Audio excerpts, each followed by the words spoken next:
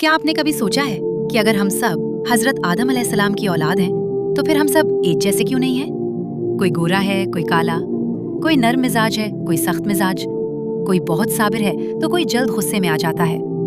आखिर अगर हमारी असल एक है, तो हमारे रंग, शक्लें और मिजाज इतने माई सेल्फ क्यों हैं?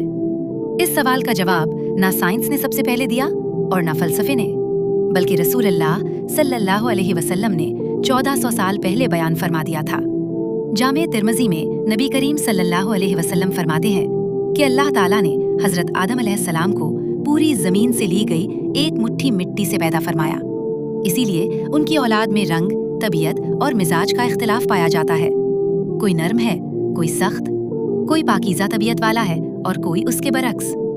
जरा गौर कीजिए, अल्लाह ताला चाहता तो एक ही किस्म की मिट्टी से इंसान पैदा कर देता, लेकिन उसने पूरी जमीन की मुख्तलिफ मिट्टियों से हजरत आदम अलैहिस्सलाम को पैदा फरमाया। इसीलिए हर इंसान मुनफरिद है।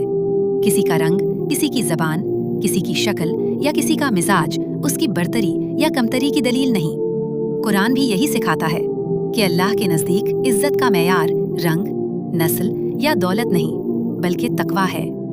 इसलिए अगली बार जब आप किसी इंसान को देखें, तो उसे उसके लिबास, रंग या हैसियत से नहीं, बल्कि एक ऐसी मखलूक समझें जिसे अल्लाह ताला ने इज्जत अता फरमाई है।